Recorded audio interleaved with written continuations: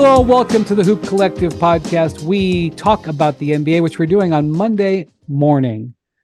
Joining me from an estate on a lake in Northern California, Tim Bontemps.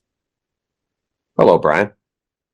Joining me from the same estate on the same lake in Northern California, I assume down the hall or upstairs or whatever, is Ben McMahon. Howdy, partners. Looking across the lake right now at a dormant volcano, kind of ready to erupt a little bit. Tell you what, you go vacation with Bontemps, and what do? You wake up in the morning and you podcast. I know. And he wants you up early. Yeah, he wants you up early. McMahon was up before me, for the record. Yeah, well, McMahon famously doesn't do anything before the clock strikes double digits, according to him. But we're before that right now. Well, East Coast time we're not. West Coast time we are. So I'm on my second cup of coffee. All right, good man. So Bontemps, you had a nice piece of content that came out on Monday. The survey. Well, first off, this is one of your signature survey moments, one of the signature things that you do, surveying folks throughout the year. Tell us what this is and how many people that you talk to before we go into what's actually into it. Yeah, do an annual survey every summer of coaches and scouts and executives around the league, talking about both what happened last year and what's going to happen this coming year. Talked to 18 different people about, ran in two parts this year, but it was all done at the same time in July about, the various moves that happened across the league this offseason, who had the best and worst summers, best and worst moves of the summer, et cetera. And then some stuff spinning ahead to, who's the best player, who's going to be the best rookie, who's going to be the best player and rookie in a few years, who's going to win each conference in the title this year. Just trying to sort of encapsulate what people in the league are thinking ahead of what should be a pretty interesting season. Absolutely. Okay, so let's start. I want to start with some part one. Part one of the survey that came out recently with what you just said. Who had the NBA's best off season? How did that voting go? So the Sixers got, of the 18 votes, the Sixers got the most with 8. Knicks got 5, the Thunder got 3, and the Celtics, the defending champs, got 2. Celtics is interesting because basically they just paid their guys and kept a championship team together. I think the Sixers is the obvious one. There was one all-star caliber player who switched teams in free agency. They pulled that off and then were able to fill out a roster.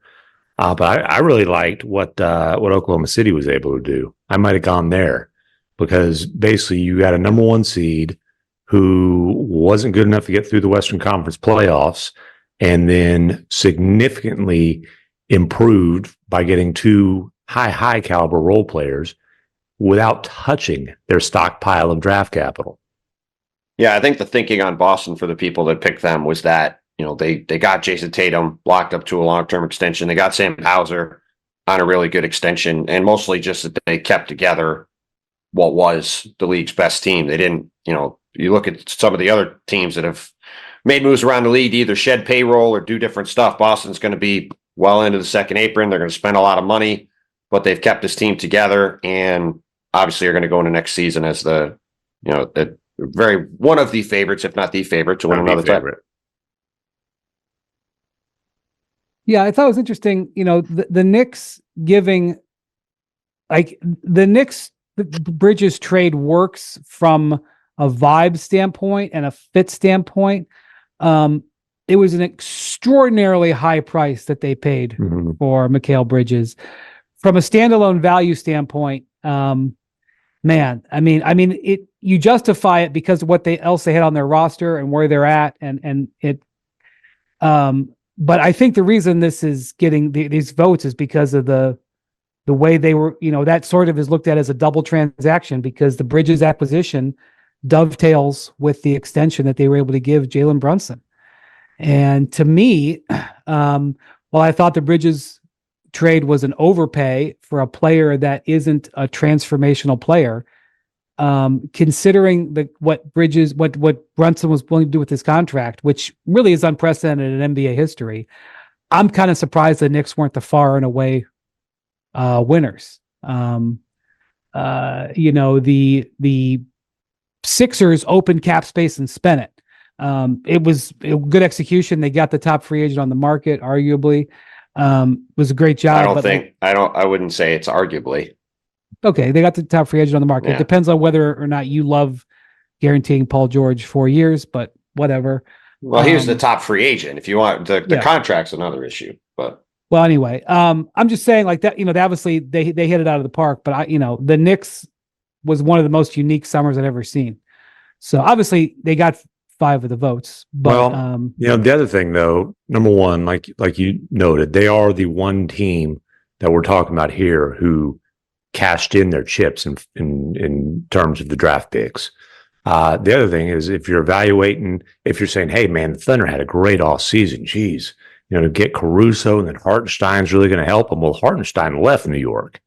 Right. So as much as the Knicks had a great summer, and it's not necessarily it's understandable why they lost Hartenstein. It wasn't in their control. It was kind of like Bruce Brown leaving Denver, but they did lose a key rotation player. What's I'm saying, like to me, losing Hartenstein was part of the Bridges trade.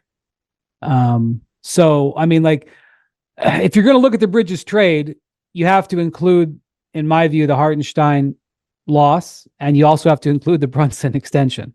Yeah, I think it's sort of all one transaction. I understand why they paid OG Anunoby what they paid him. I don't think that's necessarily a great contract. I mean, I'm not saying they shouldn't have done it. They had to do it, especially with where the rest of their chips were. But if you were going to vote for the Sixers and you wanted to say, well, I really didn't like that Anunoby contract and that could come back to haunt them, I would accept that as a reasoning. Now, and the answer from New York would be, hey, I don't have the numbers in front of me, but, when OG's in the lineup, the Knicks had this amazing record. When he's healthy, the Knicks are a contender. And then the response to that is he ain't healthy that often enough. Yeah. Well, I'd love to know, and because there's rules, I don't know if we'll ever know. I'd love to know when Jalen Brunson agreed to that contract number, because the Anunoby contract makes more sense if you know that you're getting Brunson at that number, which I suspect they did.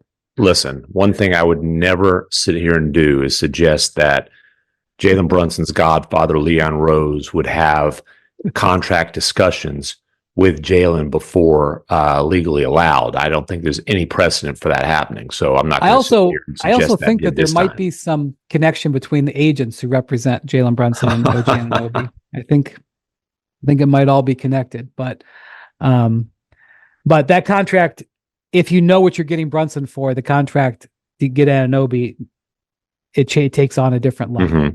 So yeah, I mean, when you said the word you used before, Brian, saying the Knicks had one of the more unique summers that you can remember, I think unique is more applicable to their summer than best because of the amount of money they paid OG, because of the fact that they do have a pretty big hole at center. So you look at among the contending teams, their center position is one of the weaker spots. And you look at the amount of injuries Mitchell Robinson has had, and the fact that between Precious Achiuwa, who's pretty small, and Jericho Sims, who's pretty raw, those are the two real main options they've got behind him at this point. And they obviously have some flexibility to potentially try to make an addition there during the season. But, people might say, hey, well, why don't they play small?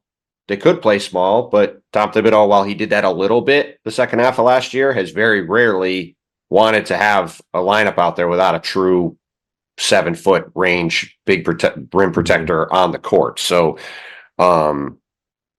without spoiling too much of it, in case we talk about him more, the Knicks came up in the best offseason, worst offseason, and best and worst move of the offseason questions, all of them. Right. And I think we're going to get to the worst offseason. I'm just saying, I think that sums up how interesting their summer was. I think I've done this 5 or 6 times. I don't think anybody's ever come up in all 4 of those answers. And I think that is interesting. A sign of why. So I'll also say that part of one of the pettiest things I've ever seen in my 20 some years covering the NBA was the Heat not winning executive of the year they signed Bosh and LeBron. Yeah. Technically they tied with the Bulls that year for executive of the year, But really the Bulls got more votes because John Paxson got votes and Gar Forman got votes. And if they combine those votes together, the Bulls got more votes. I'm not sure why they split it, probably because it would have been embarrassing if they didn't give them half the award. Did Dwayne Wade get any votes? Well, whatever. I don't care. However you want to do it. And by the way, that is also comparable because you had the same agency working and the players working with each other and the team acting as the shrewd facilitator, making it all possible. It's actually somewhat comparable. The quality and the star power of the Heat bringing those guys in is not comparable to this Knicks situation, but it was, the Bulls got more votes that summer than the Heat did, period. And it was so petty. And by the way, the executive year is voted on by the other teams. It's not voted on by the media. It's only award not voted on by the media. And so, which is one of the reasons why the big bad, ridiculous media has to vote for these awards, because it's the closest bad solution. It's the best bad solution because you can't trust the players and you can't trust the teams. Listen, the whole thing of like players should vote on these awards. Like, dude, look at the players all-star voting. Like, no, they shouldn't vote on these awards. Also, the players voted. They had their own awards for like 2 years, and it was a disaster. So, to answer McMahon's question from before, by the way, the Knicks were 20-3 in the regular season when OG Anunoby played. After 6-3 in postseason, and that includes a loss when he was trying to Willis read it, and obviously they were 0-1 in Game 7, and I got to say that was it remains one of the craziest things I've ever seen in a playoff game. Yep, sending him out there.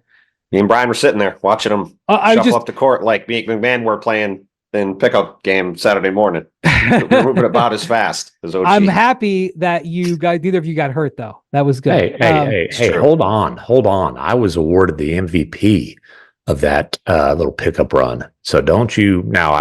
What was the voting? What was the vote? Did the voting was one? There was one vote. There was one vote for that one. It was two.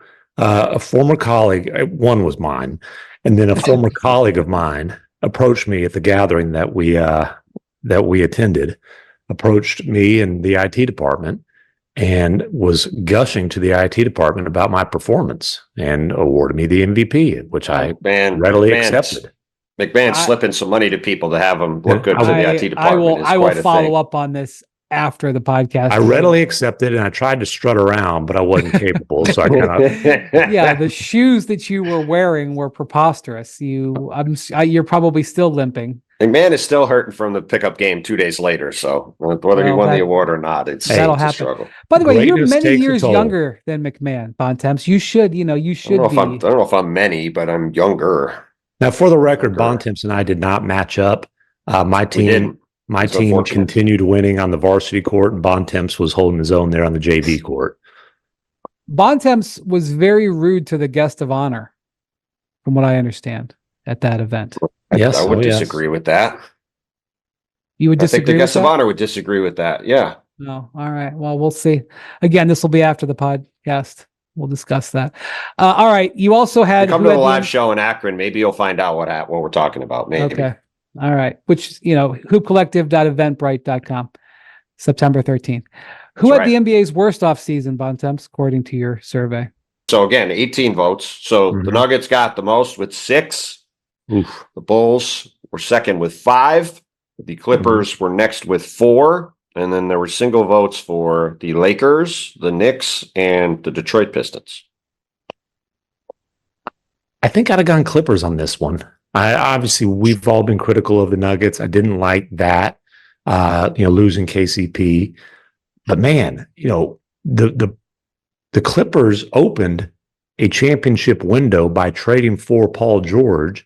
And then what was it? 5 years later, however many years later, he's gone for nothing. They still have a chance to be a playoff team, but I don't see any path to the Clippers having a window to contention. And I guess the argument could be made, well, how much of a window did they have last year when they got bounced in the first round? But, the fact of everything they gave up for Paul George, with Kawhi's value baked in, obviously, and then that window closing without them cashing in or coming close to cashing in on a title, to me, that's would top the list. Yeah, I mean, I think those three teams at the top are the easy three choices. I wouldn't have voted for anybody else. And you can make arguments. You made the Clippers argument right there. They lost the best player available this summer. Didn't had obviously we've talked about the negotiations. They were kind of odd how it played out. We've talked plenty about the Bulls. They obviously did not have a great summer on a variety of fronts. I would pick Denver though because for the reason you just said, we had left that season thinking the Clippers are done being a championship level team. Really. Whereas Denver was one bad half in Game 7 away from I shouldn't say very likely, quite possibly repeating as champions. And they had a very top-heavy team with little three-point shooting. They lost their best wing defender and their best three-point shooter, or second best maybe, if you want to say Jamal's their best three-point shooter. Or you can free agency with Porter, but one of right, sure, one of their couple shooters in free agency for a number that they could have matched pretty easily and just chose not to for financial reasons. Yeah. And that might prevent them from getting a real chance to win another one. So in terms of like pure championship equity lost, that's why I would go with Denver, because that's just, to me, it's just inexcusable how they handled that situation. Well, and then the criticism of the Bulls is, you end up moving Caruso, sign and trade with DeRozan. You're too late on everything, and you get no first round picks in return.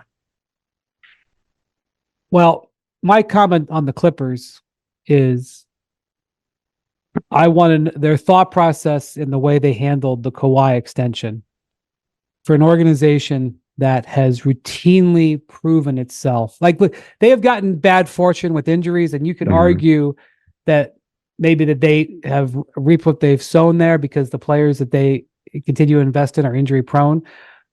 But they've gotten terrible luck with injuries. But their organization has proven to be very shrewd. And the lack of, forget about long-term planning, the lack of even short-term planning on the way they handled the Kawhi extension remains fascinating. And, we'll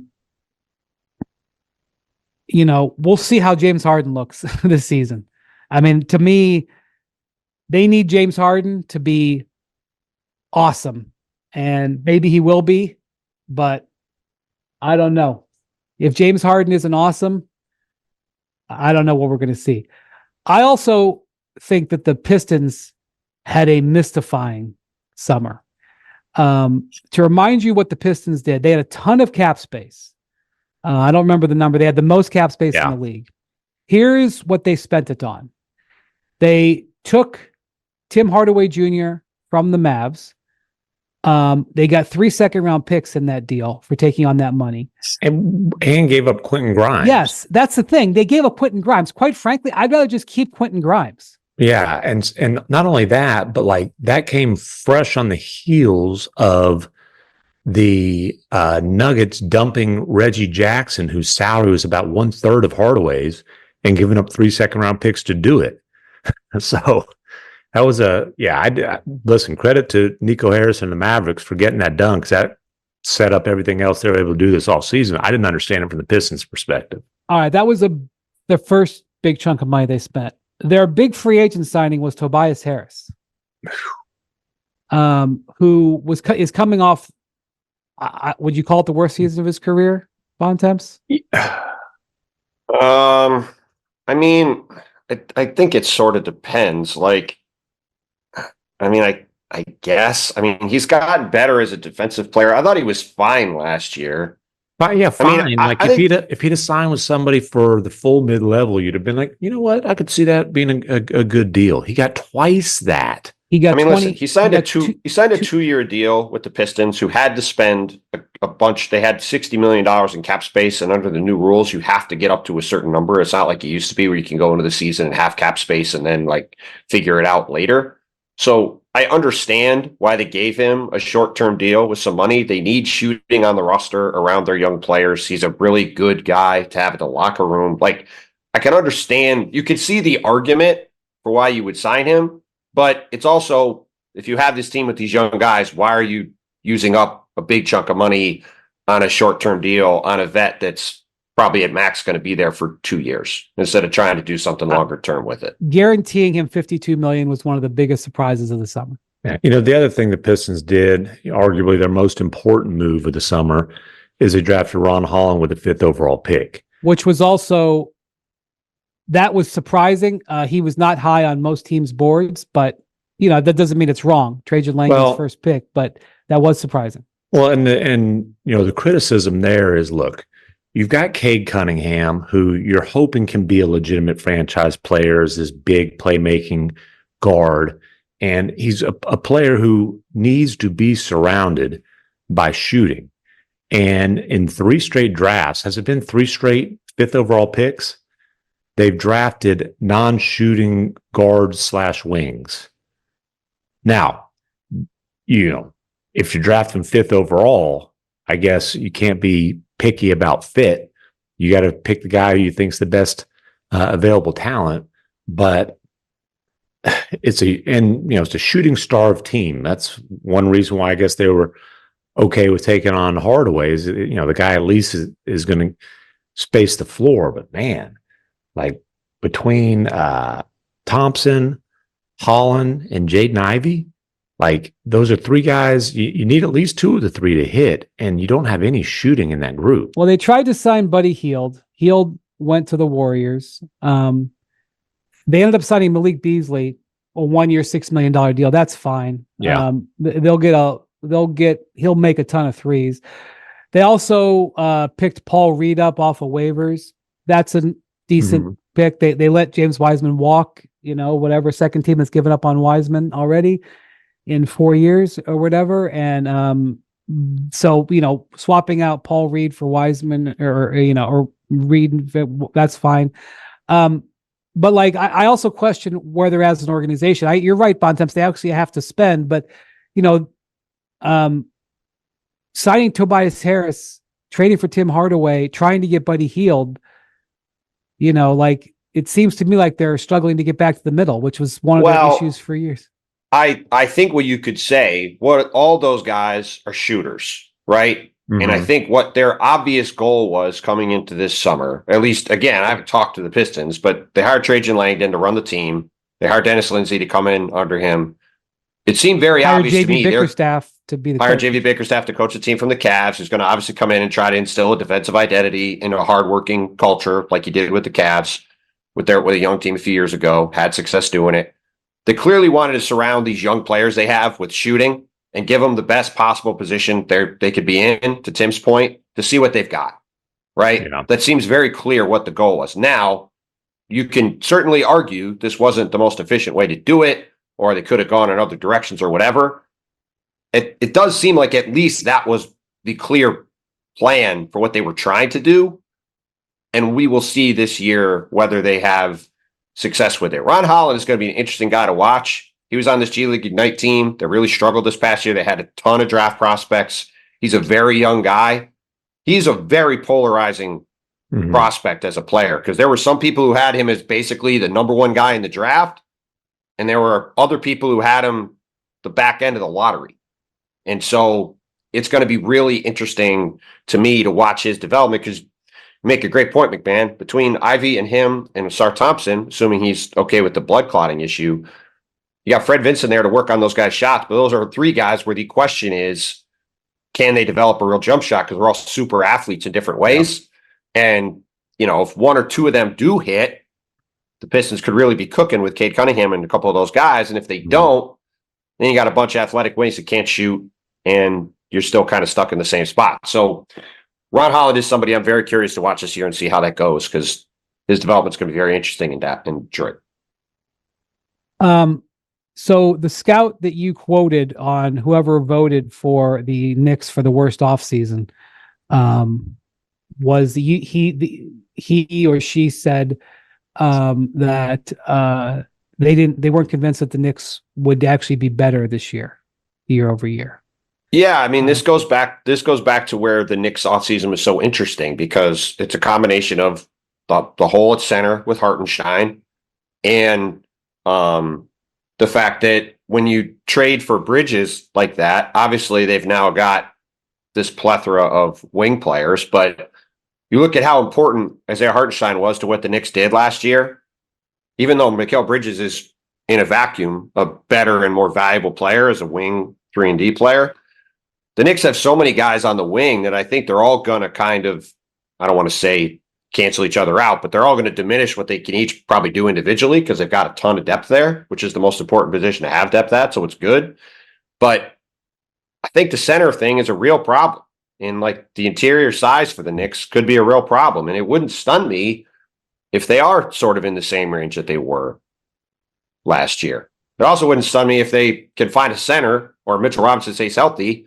They have the best record in the East because Tom Thibodeau is going to try to win every game, and they got a really talented team. So they still do have a couple of tradable picks.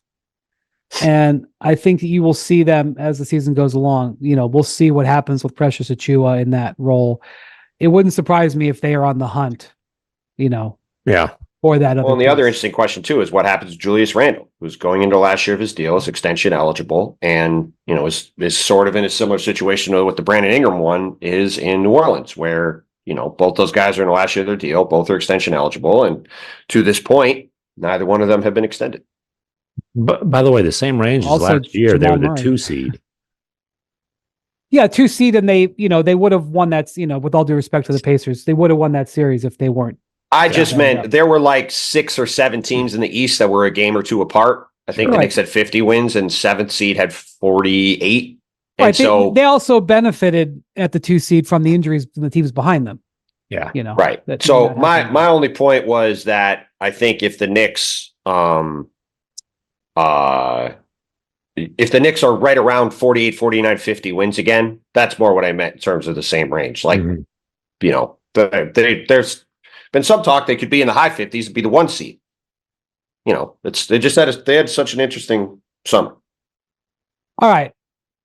From today's story, who is the best player in the NBA today? This was overwhelming. For the second straight year, the answer was Nikola Jokic. I think he had 15 of the 18 votes. Luka had 2, Ant had 1. Yeah. And the surprise here to me was that Ant got 1. Yeah. No kidding. I feel like that's premature. And honestly, like we all know how high this podcast as a collective is on Ant, but I don't think any of us would say that he is the best player in the NBA right now. I don't know that any of us would say he's a top 5 player in the NBA right now. He's an ascending superstar. I'm not sure he was a top 5 player on Team USA this year. Yeah. You could have argued he was 5th. And so to me, right now, Luka's probably the only other guy who you can make a case for, but well, Bontemps brings up in the story, and I would agree, no votes for Giannis. Yeah, no votes for Giannis. But it's tough when 2 straight years your team doesn't get out of the first round, and because he was hurt. Exactly. I just it's in my mind. Like, first off, Giannis is not 35. Number one. Number 2, he was hurt. Well, and he didn't blow out his knee back-to-back years.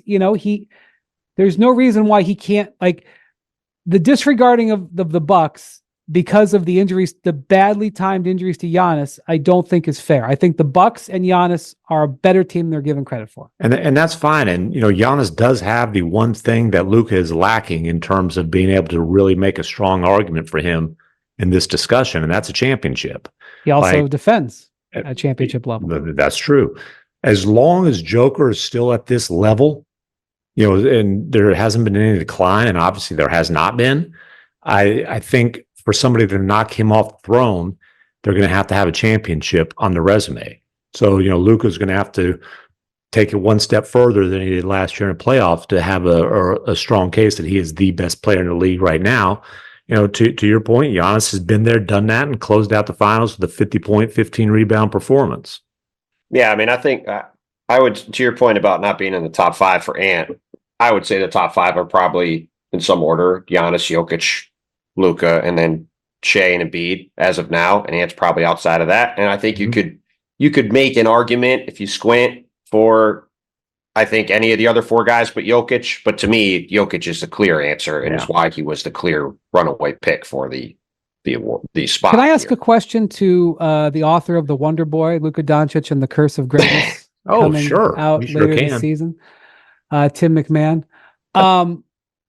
So this last weekend, Goran Dragic had a retirement game, which was an awesome concept. Yeah. He had a retirement game with a whole bunch of current and former NBA players. I think a they big call it thing a in soccer. testimonial. A testimonial game. Testimonials. A They do it in testimonial soccer game. a lot, but they don't do it in basketball. But it's a fun idea.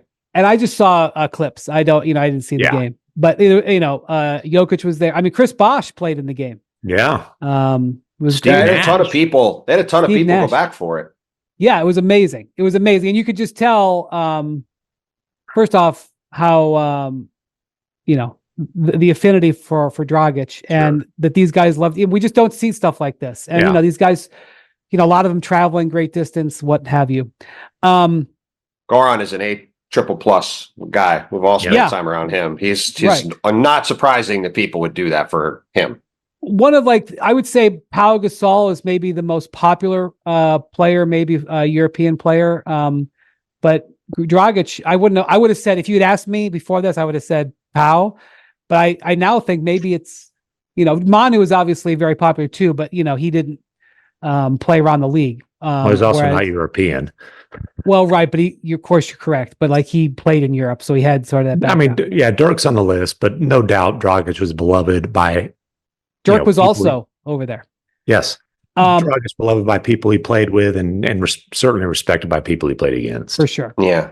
Seeing the playful nature of Jokic and Doncic together, author of The Wonder Boy, what does that make you think?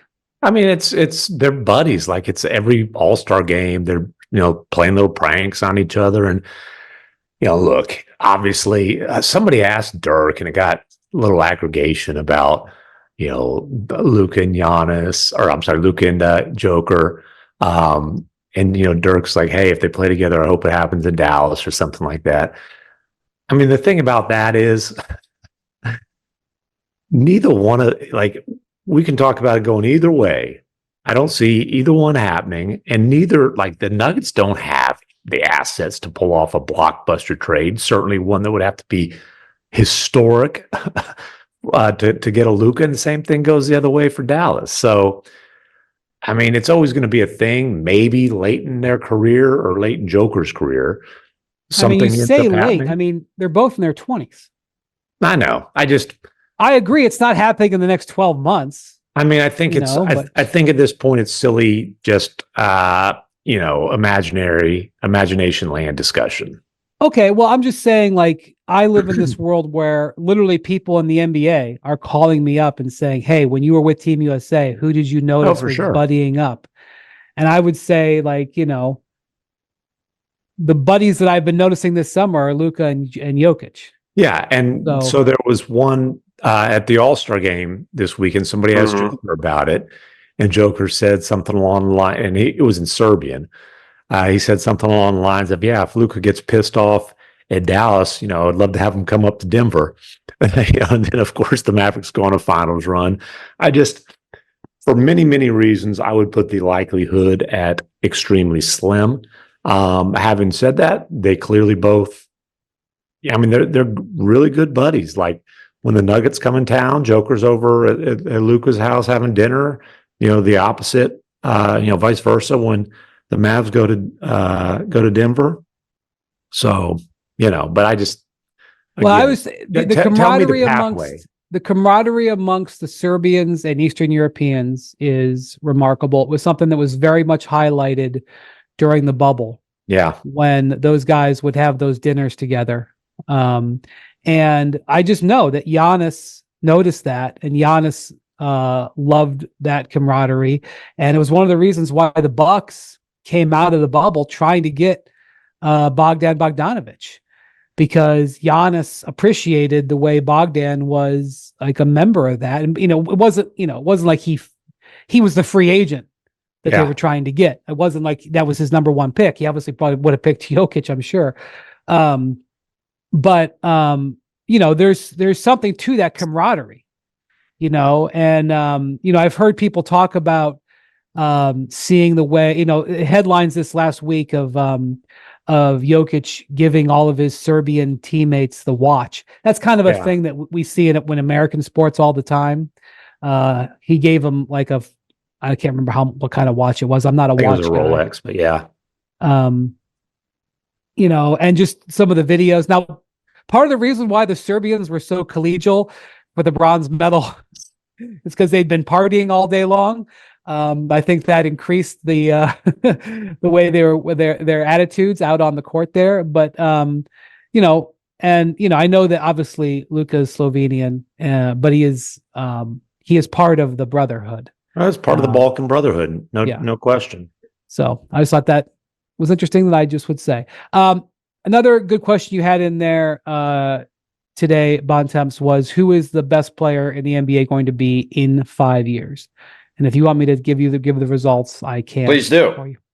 The overwhelming leader was Victor Wembanyama with 12 votes, Shai Gilgeous-Alexander with 2 votes, Luka Doncic with 2 votes, and Ant and Jokic with 1 each.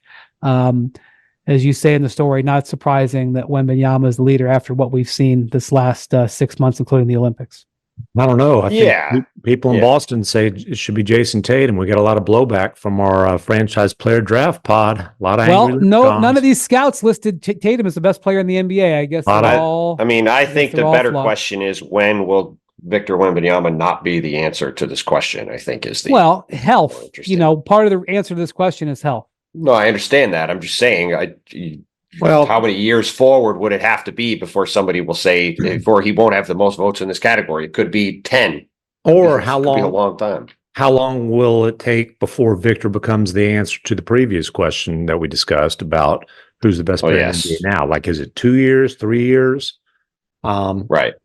But this one, he literally could be the answer to this question for a decade, every year. Yeah. It's pretty, like if you'd done this about LeBron, if you'd started, I was doing this 20 years ago, LeBron would have been the answer for probably close to 10 years. And Victor could easily have that kind of a run if he stays healthy, like you said. Who will be the NBA's MVP this season? Now, this is interesting. Yeah, this one is This is probably the most interesting one yet to me. Shai Gilgeous-Alexander, who was number 2 in this last year's vote, with 7. Luka second with 5. Jokic with 2. Ant with 2. Jason Tatum. 2 votes. I'm curious why you thought this answer was so interesting. Because those guys were basically tied for second last year. I think Luka was narrowly ahead, and they basically are tied in this. 2 reasons. One, again, Giannis completely disregarded, despite the fact that he was playing an MVP level for most of last season.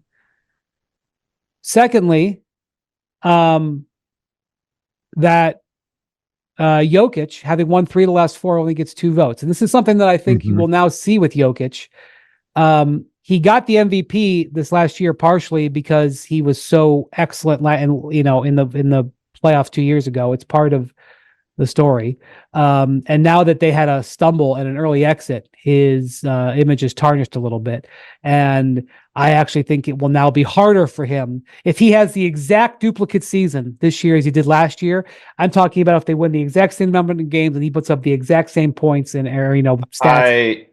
I will disagree with you on what you're saying, because I think if the Nuggets win close to 60 games or north of 55 games after losing Kentavious Caldwell-Pope and they finish with one of the 2 or 3 best records in the West, I think Jokic will get a ton of votes for MVP. I don't know, man. How are you going to disagree with him? Will now face some scrutiny because of the way they went out last year.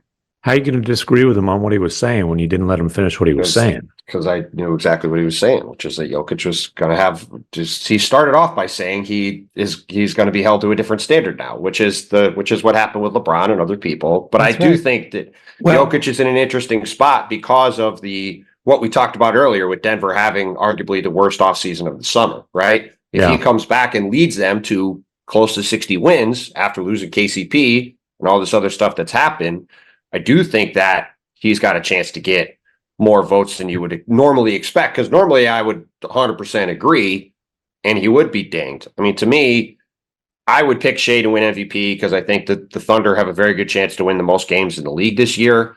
And he was right there last year. And if they win 60 games and he's healthy, he's going to get a ton of votes. And, we've talked a bunch about Luka winning MVP the last couple of years and being like one of the next guys to take that jump up. If Dallas is in the 50s and wins and in the top 4 in the West and Luka's awesome, it's probably his time. So I will say this, and I'll jump ahead here. I don't want to fully discuss this, but I'll jump ahead a little bit. In this survey, when you asked who you thought was going to win the conferences, the Thunder got more votes to win the West than the Celtics got to win the East. It was narrow, just one vote. But the Celtics boat raced the East last year. Boat raced it, like totally dominated it. And granted, Porzingis isn't going to start the season on the injured list, but Porzingis missed a bunch of games last year. And so the scouts and executives believe that the Thunder are going to, the West, which was super tightly packed last year, and I think will again be super tightly packed. This group of, and this is a diverse group of voters. They believe the Thunder are going to be awesome and are clearly reacting to their belief in the Thunder are going to be awesome by having Shea as the. And by the way, it's not a bad pick. I'm just saying, Jokic is at the bottom here, and Giannis isn't even an all-star ran. So we had our staff NBA predictions, and I'm not sure how many of us were part of this, but it was an ESPN panel, and just give you the results real quick of that. Luka was number 1 in this. He got 48% of first place votes. Joker was number 2, got 10% of first place votes. And a little bit different because Bontemps Sure survey was one person where I don't know if we had 5 or whatever it was, right. At least 3. But the order was Luka, 48% of first place votes. Joker was second with 10%. Shea was third, but got 24% of first place votes. And then Ant and Giannis and Embiid, Tatum all got 5%. And, the thing with Luka is obviously he was the one who went on this postseasons against him in terms of, just kind of questions. Can you really win with him? Some of the defensive stuff, although, the finals that got brought back to light. But if the Thunder are a 60-win team atop the West, that's obviously what people here are kind of betting on. And Shea puts up the kind of numbers he did last year. He's going to have a heck of a case. No Joel Embiid, and I assume that's just because of the games played requirement, which is not unreasonable. Yeah, I mean, I think for Embiid, it's about injuries mainly. For Giannis, it's a combination of injuries and the fact that I think people are down on the team. With Jokic, I think it's mainly that people are down on the team. Plus, some of the fatigue that you mentioned, combination of the two. And, according to ESPN Bet, Luka and Jokic are both tied at plus 350. And the odds, Giannis and Shea are tied at plus 500. Embiid is at plus 600. And so in Anthony the odds, Edwards is at plus 900. In the odds, Luka, you're given the betting odds, but just to say the rankings, Luka and Jokic are tied for the favorite. Giannis and Shea being second. That'd be Embiid, third, buddy. The way numbers work. You're correct. Yes. Third, and then Embiid fifth. I have to say, of these on these odds, I would say 2 things stick out to me. One, Ja Morant at plus what would be plus 2,500. Mm-hmm. The last 2 times Ja played the majority of the season, the Grizzlies had the second best record in the West. I'm not saying that's necessarily going to happen now, but again, people seem to forget, and that's a guy who would have a story. Yes. So I'm not saying he's going to win. I'm just saying that's an interesting number. And the other number, and I don't think that his team will be good enough to win it. I've never seen Anthony Davis, well, probably since the bubble, which was a unique circumstance. Anthony Davis was absolutely spectacular for Team USA. His physical conditioning is awesome. Now, I haven't seen him in the last 3 weeks. Or 2 weeks. I don't know where he's at right now. I don't know if he's going to stay healthy. He is at plus 10,000. Wendy, Anthony Davis does not win MVP. was he the most valuable Laker on Team USA? No. No. He was the Olympics MVP was, and it's interesting that I'm LeBron's telling not you, on man, this. Anthony Davis looked phenomenal. Yeah, he looked great, and he has absolutely no chance to win MVP. I'm just telling We you. can talk about All NBA. We can talk about potential Sure. Defensive Player of the Year. Sure. Like he's got a chance All to true. win some honors, but MVP's not one of them. If Luka and Shea are healthy this season, I would be extremely surprised if one of them is not the MVP. I think it's very likely to be one of them. And I think it could come right down to the end, like we saw with Harden and Giannis and a lot of these other races, because I think both their teams could be very good, and they're both awesome. But I think they are clearly the two guys who should be at the top of the list. By the way, Jackson tells us if you keep scrolling down, you can find LeBron at plus 15,000, tied with his pal Kyrie and Dame. I mean, I would say if you're betting on anybody outside of the top four, that if you want to like take a long shot bet, that would be the long shot bet. Or if you have some belief that the Lakers are somehow going to be good, like if the Lakers are somehow good, it's going to be because LeBron has one great year left. I don't think this has got any chance of happening, but that's a more of a worthy discussion to have than Anthony Davis. In my opinion. You got Mac 10's vote. All right. So I mentioned Celtics with their 13 votes to win the East, Knicks 2, Bucks 2, Sixers 1. And the West, the Thunder 14 votes, Mavericks 2, Timberwolves 2, Nuggets 0. Yeah, I mean, I think the takeaway on both of those is just whether you want to say that the Thunder had one more or not, it's that there are two very distinct favorites going into the season. The Thunder were the number one seed last year. Obviously, it was tight and went down to the last day. And then they got significantly better this season. I don't think the question is, should the Thunder be considered the favorites for the regular season? Should they be considered the favorites to come out of the West come playoff time? And, I will point out again, they did give the Mavericks the toughest series in their run to the finals. So this voting was done in July. This was before everybody got to see Jamal Murray play in the Olympics. Got to or had to? Well, whatever you want to say. Who will be the NBA's Rookie of the Year? So Zach Edey with the most votes here, Bontemps with 8. Reed Shepherd, who was the rookie darling of Summer League, with 5. Alex Sarr, who had an 0 of 15 shooting game in Summer League, which it's going to take a while to live that one down. I'm sorry. That's like a pitcher who's getting shelled. Who's like, and I understand why I left him out there or whatever, but like when you get to like 0 of 11, like it might be time to, 0 of 15, like like when those veteran pitchers are getting shelled and the manager finally comes when he's given up 8 runs and he's like, where the hell you been? Anyway, Alex Sarr with 2, some other guys, including Rob Dillingham and Tristan De Silva, got a vote. Bontemps, what was the discussion? This, I assume, was after Summer League when you did these. Yeah, and it was an interesting one because this year's rookie class, obviously there's not a Victor type guy in this class. Like last year, I just asked Victor a specific question. I didn't even bother asking Rookie of the Year because he was so widely expected to win it. But the interesting thing about it is like some of the guys at the top, like I think if Reed Shepherd had wound up on the Spurs or on trying to think of, or if he ended up on the Wizards, if they drafted him second, I think he would have been the pretty heavy favorite to win Rookie of the Year. But instead, he's on a Rockets team where they've got Fred VanVleet, they've got Jalen Green, they've got Amen Thompson, they've got a bunch of guys that have the ball at the top of the key. And so the question, I think, with Reed, which is why he comes up a little bit more in the next question, but who will be the best rookie from this class in 5 years, is how many minutes is he really going to play as a rookie, and will that get him enough burn to really have a chance to win the award?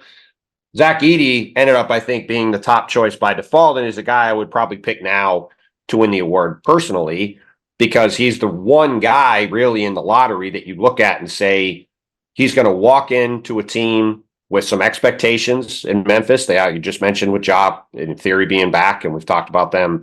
We talked about them on the franchise player pod the other day. With Ja or with Zach Edey probably going to be their starting center, playing a good amount of minutes a game, he's got a chance to walk right into a role on a playoff team and help drive some winning. If he does that, it's hard to see anybody else in the lottery really having a case to go up against that, which is why he ended up with the most votes. He's got a chance to put up some double type of numbers too, because listen, if Edey's on the floor running pick and roll with Ja Morant, and Ja just had some clips posted to his Instagram account of them working out together at SMU, but like Edey's going to get buckets. He's going to grab rebounds, being 7'4", 300 pounds. I think the biggest question with Edey is how he's going to hold up on the defensive end. And, obviously he'll be paired with Jaren Jackson Jr., which can maybe minimize some of his weaknesses. But that's my biggest question about Edey is, can he be I guess he doesn't necessarily have to anchor the defense there, but, will he be exploited on the defensive end? Well, teams are going to try right out. That's going to be right on the top of the scouting report from day one. Well, and the really interesting thing with him was he was a guy who in college played every second of every game. And so you could see, like, I didn't watch every Purdue game, but whenever you watch them play, he was pretty conservative in terms of going after blocks and trying to make plays on defense because he couldn't get fouls, couldn't get in foul trouble. And that is one thing that I think scouts and teams are interested to see is, okay, now this guy's probably going to play 20, 25 minutes a game when he's much more aggressively, in theory, going after block shots and trying to make plays on the defensive end. What will that look like? Because he is a massive human being. And if he does become a guy who's more of a threat to block shots and make plays at the rim, that could be pretty interesting. McMahon, do you have a feel for what Reed Shepherd's role with the Rockets is going to be? I don't necessarily. Obviously, Van Vliet's going to be starting. Jalen Green's going to be starting. I think his role might be similar to what Rob Dillingham's role is going to be in Minnesota. And I think Dillingham, you were about to read ESPN bet odds. I think Dillingham would be an interesting bet here because I do think he's going to have a chance to be a bucket getter off the bench. And obviously Minnesota is going to be, we all believe, a 50-plus win team. But I think Shepard's, he's going to have, he'll be on the floor. I think he's going to play a significant role as a playmaker off the bench, as a scoring playmaker off the bench. Yeah, so Zach Edey is the favorite on ESPN bet at plus 550. Reed Shepherd second, plus 650. Alex Sarr and Dalton Knecht. You're always going to have a nice Laker up there at plus 900. Zachary Ricochet also plus 900. Ricochet got no votes, even though he had a decent summer league, I thought. I will say a player I think that is going to be interesting in terms of role, and I think it would be hard, if you're going to pick a wizard, you're probably going to pick Sarr, and he's up at the list here. But like Bub Carrington, out of Pitt, this is a guy who soared up draft boards when they got to see him actually work out and do some individual workouts, and then looked very good in Vegas, and is going to have as much, I don't know what his role will be out of the gate for the Wizards. And they're going to be so hidden from view. You're going to have to search. But this is a guy who I think is ready to come in and do some stuff. And so I wouldn't call him any, the favorite ever, but he's plus 1,400. Same as Rob Dillingham. Yeah. And, he is a guy that in theory should have a ton of time with the ball in his hands. And if he plays they moved guys out of the way. Numbers. They moved guys out of the way to create more time for him. Yeah. So, I don't know. I would just say. Also, maybe to create more likelihood of Cooper Flagg being a Wizard next year. But yes. Cooper Flagg, who signed with New Balance. There you go. That's interesting to me because, can he wear New Balances on the court for a Nike school Duke? I think technically he's not supposed to be able to do that. It will be interesting. What are they going to do about it? Goes. What are they going to fine him? I'm very curious to see. I'm very curious to see how that goes. But I think he's technically not supposed to be able to. So we will see. Well, what I think is interesting is that over the years, Nike has, over the last few years, Nike has pulled back on endorsement spending. A whole bunch of guys who had Nike contracts don't have them anymore. And Cooper Flagg is the most exciting American prospect since Zion. Would Yes. you say? Yes. And obviously, when there's a big time American prospect, it's almost always gone to Nike. Nike has also just had a very bad financial quarter, and they had some layoffs or whatever. So while there is a story there, and when Woj broke the story, he wrote in the story, and I think had some quotes from Cooper about New Balances being manufactured in Maine, and he grew up. His mother Obviously would headquartered in Boston also. Right, headquartered in Boston. And he said his mom would go to the factory like sale every year because it was not far from his home, and he wore New Balance stuff as a kid. All that being said, it's a nice story. If Nike wanted him, was willing to offer the most money, Nike usually wins when they offer the most money. So I think it's also a window into the way Nike's operating, because if there's a player to show a lot of interest in, and not only that, but going to Duke, Nike school, like an opportunity to totally feature him. So New Balance has made some interesting bets too. Got Tyrese Maxey, who's obviously an interesting up and coming star. They've got guys like Jamal Murray, Zach LaVine. Who could forget the face of New Balance, Kawhi? Well, they got Kawhi Leonard. They got Jamal Murray. They got Zach LaVine. They got Cameron Brink, the Sparks star, who obviously tore her ACL. She'll be back hopefully next season. Now they got Cooper. Yes, Darius Baisley. That's right. He was an intern there for a year. No, they've. It's How been many New interesting to see Balances them. do you own, McMahon? I don't believe there are any in my closet at this point. Okay. I tell you what, though, how many J's in your closet? A bunch, but like my daughter wears New Balance. Like there you go. The kids like some of the New Balances. Yeah, they've done a good job with their commercials have been interesting. They've gotten the brand out there. They've really made a push the last couple of years, ever since, I think Kawhi signed 5 years ago. And since then, they've really made a pretty big push into the space. And obviously getting Cooper is a huge step for them. So it's going to be very interesting to see what that looks like. I know Nick DePaula, our friend who tracks the shoe industry really well. I don't know the shoe industry. I should have McMenamin on. McMenamin would probably be able to go chapter and verse on this too. He might be busy. But I can't remember like the last time like either Nike or Adidas didn't get a prospect like this. So it's Puma was aggressive. Yeah, LaMelo went to Puma. That's right. That was probably the last one. Yeah. Okay. Those LaMelo fans have been fiery with me lately. Whew. I don't know. Everybody's mad at you for some reason at some point. That's true. Damn aggregators. Best move of the NBA offseason. Paul George to the 76ers got the most votes. This group, which also loves the Thunder, had Alex Caruso to the Thunder with second place votes. Jalen Brunson's extension was third. This is the greatest extension discount in the history of the NBA, and it's third. Okay. KCP signing with the Magic was fourth.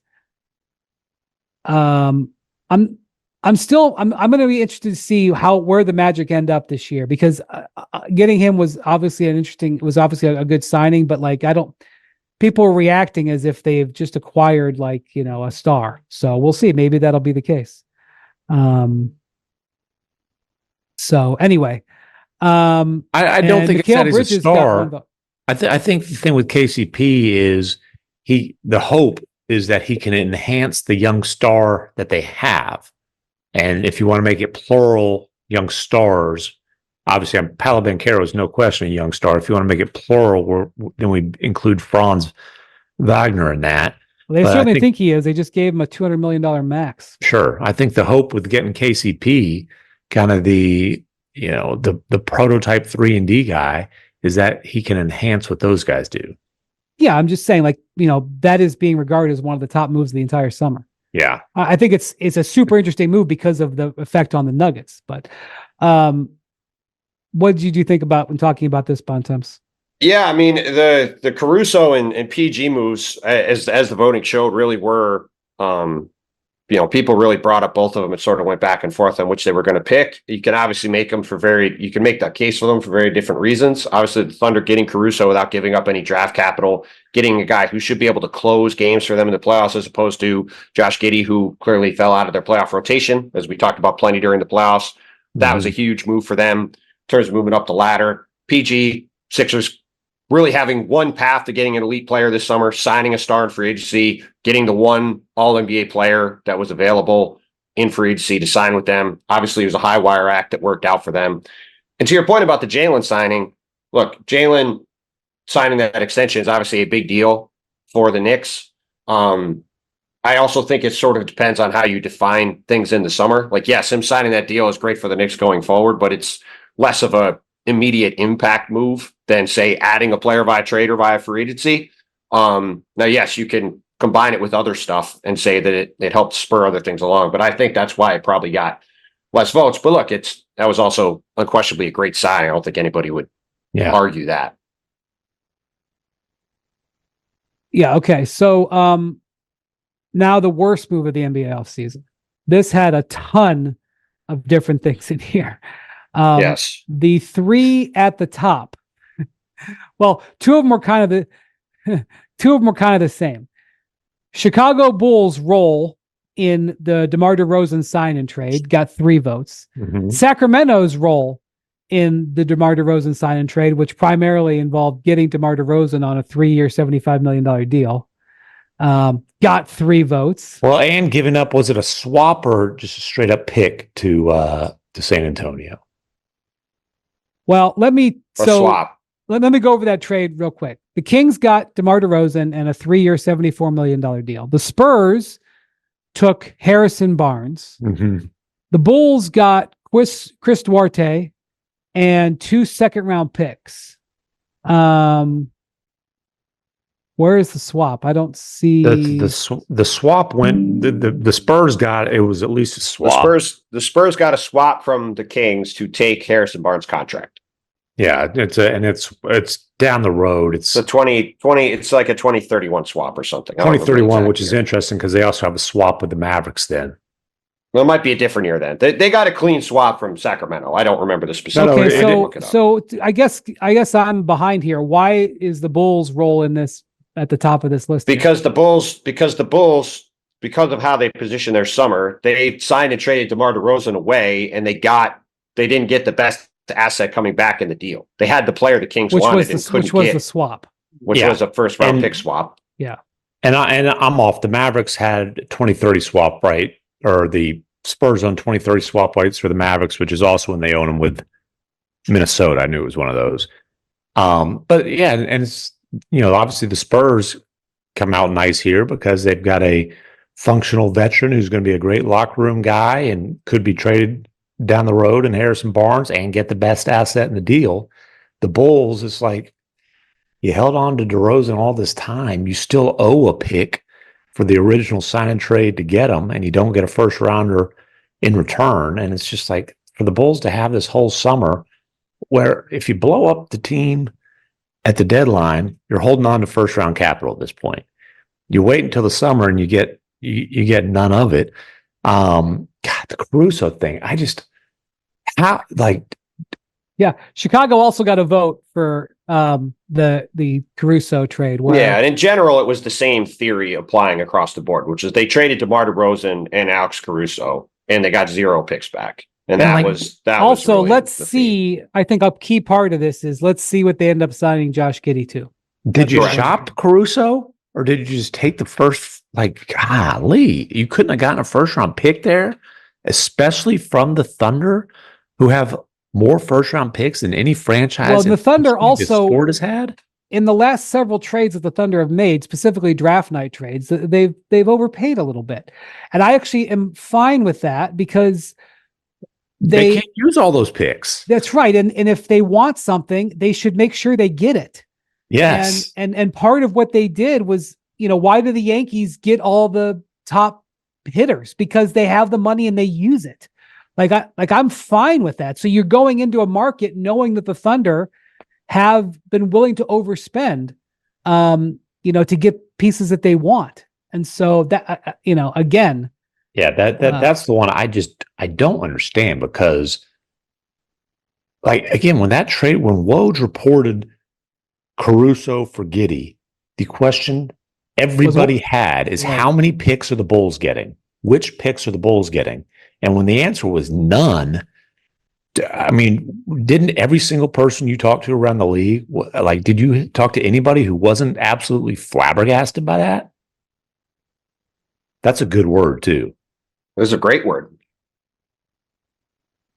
Yeah. So also, Sacramento's end of it, what you quote an executive saying here, Bontemps, is that they thought it was a mistake because there's an opportunity cost of, sort of maybe limiting Keegan Murray, who their lottery pick from 2 years ago. Interesting. So not just giving DeMar DeRozan $25 million a year. It wasn't really about the contract. It was, people are a little unsure about the fit, because even though De'Aaron Fox has become a better 3-point shooter, DeMar DeRozan and Domantas Sabonis all sort of operate in the same category or same area on the court. They like to get to the mid-range, work out of the elbows. And then there is the component of, at least for some people, is this potentially going to keep Keegan Murray from getting more opportunities to grow, which the Kings, I've talked to the Kings a little bit about that. They think he's going to get plenty of opportunities still, and they're very excited about Keegan.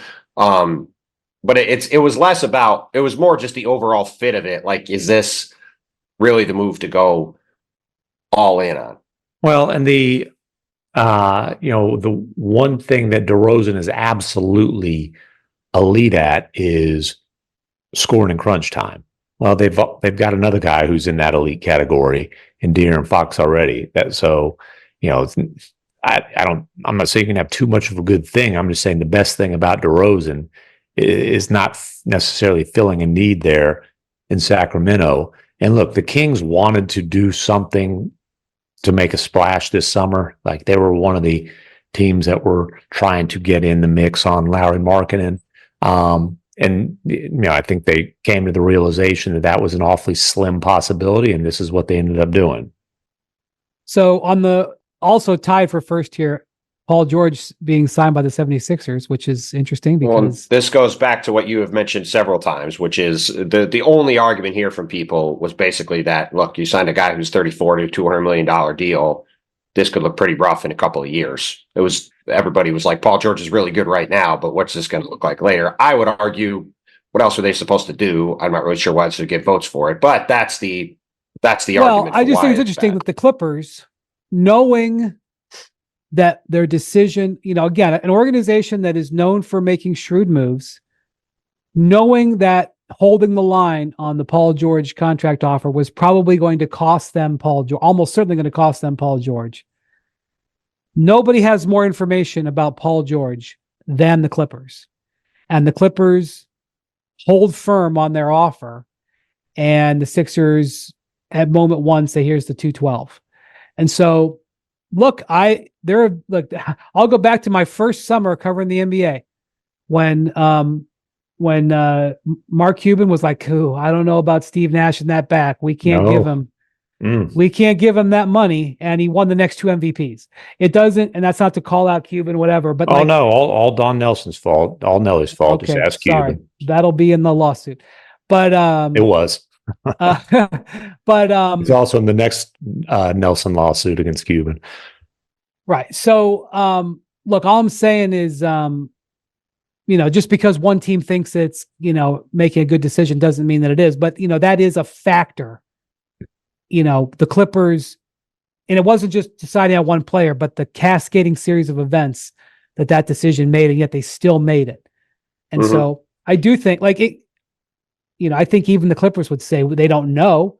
Like, they could have egg on their face here. But I do think that is reason for some pause. But I agree with you, Bontemps. The reason that was a home run move is that there was really one player that was worth making that kind of move for. Mm-hmm. And if the Sixers didn't get him, they would have been scrambling to justify their set of decisions, and they got him. So I totally get it. on their behalf. I agree.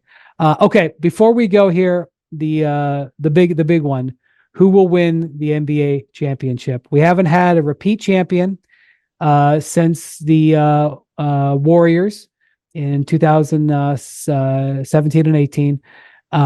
But it's narrow.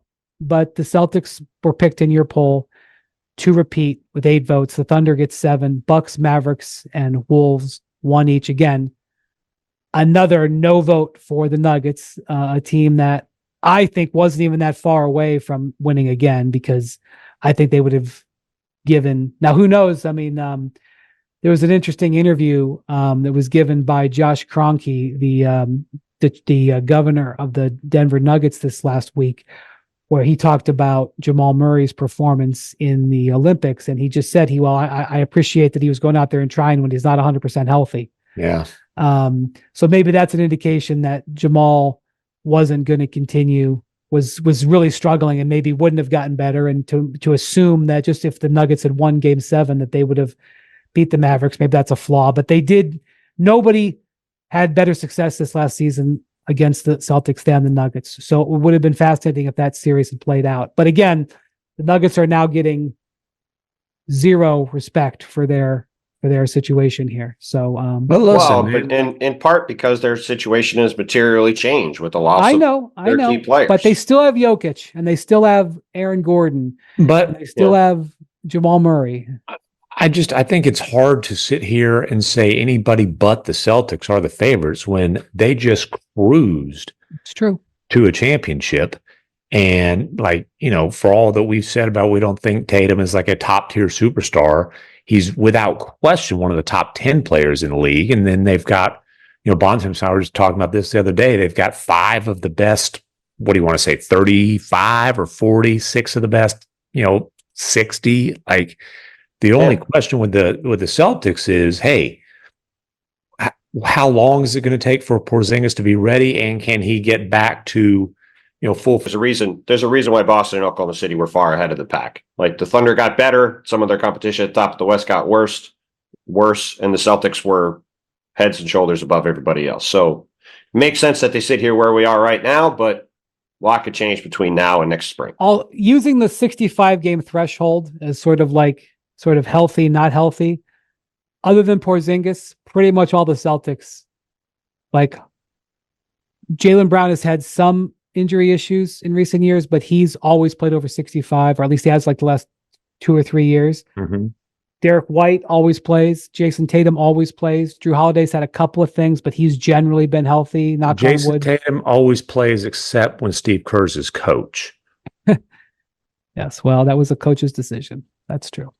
All right, Bontemps, thank you for doing the work here. I know that this was a lot of conversation. Always fun to do, and it gives us an easy pod in the depths of the summer, which is also we always appreciate that. All right, thank you to Jackson for producing. Thank you to Bontemps and McMahon for again giving time while they're on vacation. Again, geez, always on vacation. Wow, Wendy working so hard that he declined the invitation for this vacation. Yeah, that's true. Yeah. Here I am. I'm working. It's a work day here. All right. Well, we've got vacation to get to. So, all right. adios, enjoy your day at the lake.